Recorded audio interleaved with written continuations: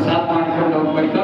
ಮತ್ ವಿಶೇಷ ಏನಂತಂದ್ರ 15 ದಿನ ಇರ್ತದಂದ್ರ ಪ್ರತಿ ದಿವಸವೂ ಸಹಿತ ಒಬ್ಬೊಬ್ಬರು ಸ್ವಾಮಿಗಳು, ಈಗ ಯಾರ್ಯಾರು ಸ್ವಾಮಿಗಳು ದೊಡ್ಡ ದೊಡ್ಡ ಹೆಸರು ಮಾಡ್ಯಾರಲ್ಲ ಈ ನಾಡಿ ಒಳಗ ಧರ್ಮ ಜಾಗೃತಿ ಮಾಡ್ತಾ ಇದ್ದಾರಲ್ಲ, ಅಂತ ಧರ್ಮ ಗುರುಗಳನ್ನು ಕರೆಯಿಸಿ ಅವರಿಂದ ಧರ್ಮ ಸಂದೇಶವನ್ನು ಕೊಡುವಂತ ಕಾರ್ಯಕ್ರಮ ಅಲ್ಲಿ ನಡಿಬೇಕಂತಕ್ಕಂತ ಇಚ್ಛೆ ಅದು ನಮ್ದಾಗಿದೆ.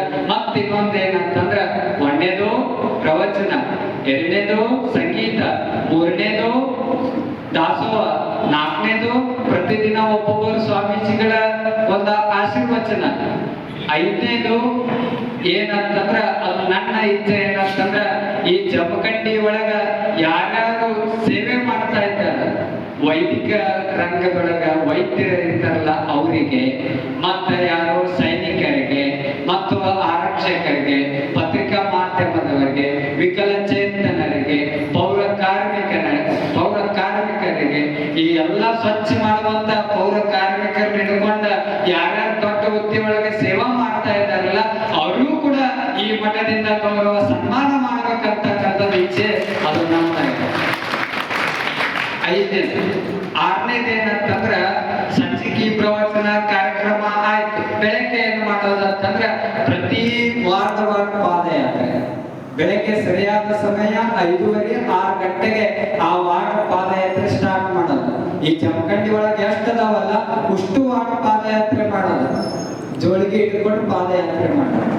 ಯಾಕೆ ಜೋಳಿಗೆ ಇಟ್ಕೊಂಡು ಅಂತಂದ್ರೆ ನಾ ಹೇಳ್ತಿರ್ತೀನಿ ಹಂಗ, ಎದಕ್ಕಂತಂದ್ರೆ ಯಾರು ಈ ಜಮಖಂಡ್ಯಾಗ ಬಾಳ ಕಳಿಸ್ಯಾರ ಎಲ್ಲರೂ ದುಡ್ಡು, ಬಂಗಾರ ದುಡ್ಡು ಬಾಳ ಕಳಿಸ್ಯಾರಂತ.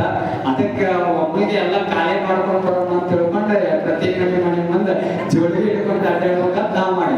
ಯಾಕಂದ್ರೆ ನಮ್ಮ ಒಲೆ ಮಠ ಒಂದ್ ಸ್ವಲ್ಪ ಬಡವಾಗೈತಿ, ಇತ್ತೀಚೆಗೆ ಸ್ವಲ್ಪ ಶ್ರೀಮಂತ ಮಾಡ್ಬೇಕಾಗಿತ್ತು. ಹಾ ನಮ್ಮವ್ ಹೇಳಕತ್ತಾವ ಅದನ್ನ ಹಿಡ್ಕೊಂಡ್ ಬರಂಗಿದ್ರೆ ನೀ ಬರಕ ಹೋಗ್ಬೇಡ ಸ್ವಾಮಿ ಅನ್ನುವಂತ ಜನನು ಅದಾರ. ಅದಕ್ಕೆ ನಾ ಜೋಳಿಗೆ ಹಿಡ್ಕೊಂಡ ಯಾವ ರೊಕ್ಕನೂ ಇಸ್ಕೊಳಕ್ ಬರುವುದಿಲ್ಲ. ನನಗೆ ರೊಕ್ಕದ ಆಸೆ ನಾ ಸಣ್ಣವಿದ್ರಾಗಿಂದನೂ ಅದು ನನಗೆ ಯಾವುದು ಕೂಡ ಇಲ್ಲ.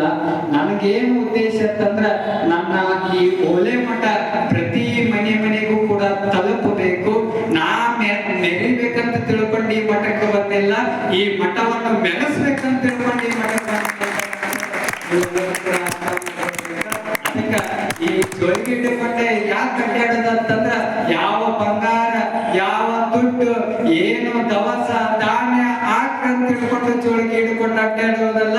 ಯಾರು ಈ ಜಮಖಂಡಿ ಒಳಗ ಯಾರು ದುಶ್ಚಟ ಮಾಡಕತ್ತಾರಲ್ಲ, ಯಾರು ದುಶ್ಚಟ ಮಾಡಿ ತಮ್ಮ ಜೀವನವನ್ನು ಹಾಳು ಮಾಡ್ಕೊಳಕತ್ತಾರಲ್ಲ ಅವರಿಂದ ದುಶ್ಚಟ ಬಿಡಿಸೋದಕ್ಕೋಸ್ಕರ ಆ ಜೋಳಿಗೆ ಹಿಡ್ಕೊಂಡು ಪ್ರತಿ ವಾರ ಪಾದಯಾತ್ರೆ ಮಾಡ್ಬೇಕಂತ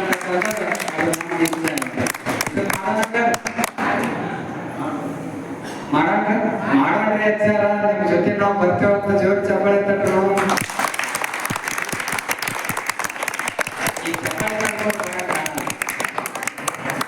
ಎಲ್ಲರೂ ಕೂಡ ಬರಬೇಕು. ಇದು ಒಳ್ಳೆ ವಿಚಾರಗಳನ್ನು ನಾವು ಇಟ್ಟುಕೊಂಡಾಗ ಯಾವುದು ಸ್ವಾರ್ಥಕ್ಕೋಸ್ಕರ ನಾವು ಇಟ್ಟುಕೊಂಡಿಲ್ಲ. ಒಳ್ಳೆಯದೊಂದು ಹೊಸದೊಂದು ಧರ್ಮ ಕ್ರಾಂತಿ ಈ ಜಮಖಂಡಿ ಒಳಗೆ ನಡಿಬೇಕಂತಕ್ಕಂಥ ಉದ್ದೇಶ ಅದು ನಮ್ದಾಗ್ಯದ. ಮೊದಲಿನಿಂದ ನೀವು ನೋಡಾರಿ ಈ ಇತಿಹಾಸ ಒಲೆ ಮಠದ ಇತಿಹಾಸದೊಳಗ ಬಸವ ಪುರಾಣ ನಡೆದ್ರ ಆ ಇತಿಹಾಸ ದಾಖಲೆಯನ್ನು ಇನ್ನು ಯಾರಿಗೂ ಕೂಡ ಮರೆಯಕ್ಕಾಗಿಲ್ಲ. ಅಂತ ಕಾರ್ಯಕ್ರಮ ಈ ಓಲೆ ಮಠದಿಂದ ನಡೆದದ. ನೀವೆಲ್ಲರೂ ಕೂಡ ಸಣ್ಣವ್ರು ಇರ್ತಾವೆ ಅಂತ ಸಹಿತ ನೋಡ್ತಾ ಇದ್ದೀರಿ ಅಂತಕ್ಕಂಥದ್ದು ನೀವೆಲ್ಲರೂ ಕೂಡ ಅರ್ಥ ಮಾಡ್ಕೊಳ್ಬೇಕು. ಅದು ಅಲ್ಲಿಗೆ ಸ್ಟಾಪ್ ಆಗ್ಬಾರ್ದು, ಅದು ನಿರಂತರವಾಗಿ ಈ ಒಲೆ ಮಠದಿಂದ ಧರ್ಮ ಕ್ರಾಂತಿ ನಡೀಬೇಕನ್ನೋ ಒಂದು ಉದ್ದೇಶ ಇಟ್ಕೊಂಡು ಈ ಕಾರ್ಯಕ್ರಮ ಮಾಡೋದೈತಿ.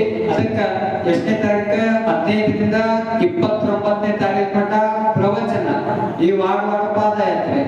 30ನೇ ತಾರೀಕು ಬಸವ ಜಯಂತಿ ದಿನ ಏನ್ ಮಾಡೋದಂತಂದ್ರ ಎಲ್ಲ ಅಕ್ಕನ ಬಳಗ ಎಲ್ಲ ತಾಯಂದಿರು ಮತ್ತೆಲ್ಲ ಶರಣ ಬಳಗ ಕರ್ಕೊಂಡ ಬಸವಣ್ಣನ ಒಂದು ಭಾವಚಿತ್ರ ಮೆರವಣಿಗೆ ಮಾಡೋದು. ಇಡೀ ಜಮಖಂಡಿ ಎಲ್ಲಾ ಕಡೆ ಏನ್ ಮಾಡೋದಂತಂದ್ರ ಎಲ್ಲಾ ಸರ್ಕಲ್ಗಳಿಗೆ ಹಾಕಿ ಮೆರವಣಿಗೆ ಮಾಡೋದು. ಪ್ರತಿಯೊಬ್ಬರ ತೆಲಿನ್ಯಾಗ ಏನ್ ಇಟ್ಕೊಳ್ಳೋದಂತಂದ್ರ ಕುಂಭ ಇಟ್ಟುಕೊಳ್ಳೋದಿಲ್ಲ, ಕುಂಭ ಇಲ್ಲ. ಬಾಳ ಜಾಗತ್ತ ಮೊದಲ ಬೇಸಿಗೆಗಾಲ, ನಿಮ್ ಕಷ್ಟ ನಾವು ಅರ್ಥ ಮಾಡ್ಕೊತೇವೆ. ಅದಕ್ಕೆ ಯಾವ ಕುಂಭ ಇಲ್ಲ, ಏನು ಇಲ್ಲ. ಎಲ್ಲರ ತಲೆ ಮ್ಯಾಗ ಏನ್ ಇಟ್ಕೋಬೇಕಂತಂದ್ರ ಜ್ಞಾನವನ್ನು ನಮ್ಮ ಜಾಗೃತ ಮಾಡುವಂತ ಬಸವಣ್ಣವರ ವಚನ ಪುಸ್ತಕವನ್ನು ಕೂರಿಸ್ಕೊಂಡ ಆ ಬಸವಣ್ಣನ ಮೂರ್ತಿಯನ್ನ ಎಲ್ಲ ಕಡೆ ಆ ಪಾದಯಾತ್ರೆ ಮಾಡ್ಕೊಳ್ಳುವಂತ ಉದ್ದೇಶ, ಮೆರವಣಿಗೆ ಮಾಡ್ಕೊಳ್ಳೋ ಉದ್ದೇಶ ಅದು ನಮ್ದಾಗ್ಯದ. ಮತ್ತ ಇದು ಬೆಳಗ್ಗೆ ಆಯ್ತು, ಸಾಯಂಕಾಲ ಏನ್ ಮಾಡೋದಂತಂದ್ರ ಆ ಮೆರವಣಿಗೆ ಮುಗಿಸ್ಕೊಂಡ್ ಬಂದ ಮಧ್ಯಾಹ್ನ ಅದು ಮುಗಿರ್ತದ. ಮಧ್ಯಾಹ್ನ ಮುಗಿದ್ಮೇಲೆ ಮತ್ತೆಲ್ಲರೂ ಪ್ರಸಾದ ಮಾಡಿ ಸಾಯಂಕಾಲ ಏನ್ ಮಾಡೋದಂತಂದ್ರೆ ಎಲ್ಲಾ ಹಳ್ಳಿಯಿಂದ ಭಕ್ತರು ಬರ್ತಾರೆ. ನಮ್ಮ ಕಂಕನವಾಡಿ ಭಕ್ತರು ಹಗ್ಗ ತಗೊಂಡ್ಬರ್ತಾರ ಊರಿಂದ, ನಮ್ಮ ಕಡ್ಕೊಳದ ಭಕ್ತರು ಕಳಸ ತಗೊಂಡು ಬರ್ತಾರ. ನಮ್ಮ ಹಾವೇರಿ ಜಿಲ್ಲಾ ಚಿಕ್ಕಾವು ತಾಲೂಕು ನಮ್ಮ ಶಾಖಾ ಮಠ ಹುಡುಗರಿನ ಭಕ್ತರು ಏನ್ ತರ್ತಾರಂದ್ರ ಬಸವಣ್ಣವರ ಮೂರ್ತಿ ತಗೊಂಡು ಬರ್ತಾರ ತೇರಿನೊಳಗೆ ಇಡಾಕ. ಮತ್ತೆ ಎಲ್ಲಾ ಭಕ್ತರು ಸಹಿತ ಇಲ್ಲಿ ಸುತ್ತಮುತ್ತ ಹಳ್ಳಿ ಈಗ ಸ್ಟಾರ್ಟ್ ಮಾಡೋ ಕೆಲಸ ಸುತ್ತಮುತ್ತ 20 ಹಳ್ಳಿ ಎಲ್ಲಾ ಕಡೆನೂ ಸಹಿತ ಈ ಹಳ್ಳಿಯನ್ನು ಈ ಕಾರ್ಯಕ್ರಮವನ್ನು ಪ್ರಚಾರ ಮಾಡುವಂತ ಕೆಲಸ ಮಾಡ್ತೇವೆ. ಸುತ್ತಮುತ್ತ 25-30 ಹಳ್ಳಿ ಜನ ಆ ಲಾಸ್ಟ್ ರಥೋತ್ಸವಕ್ಕೆ ಬರ್ಬೇಕನ್ನತಕ್ಕಂತ ಉದ್ದೇಶ ಇಟ್ಕೊಂಡು ಅದನ್ನು ಪ್ರಚಾರ ಮಾಡುವಂತ ಕೆಲಸ, ಪ್ರತಿ ಹಳ್ಳಿಗೆ ಹೋಗಿ ಅದನ್ನ ನಾನ ಮಾಡುವಂತ ಕೆಲಸವನ್ನು ನಾನು ಮಾಡ್ತೇನೆ. ಆವಾಗ ರಥೋತ್ಸವಕ್ಕೆ ಎಲ್ಲಾ ಸುತ್ತಮುತ್ತಲಿನ ಹಳ್ಳಿ ಜನ ಆ ರಥೋತ್ಸವ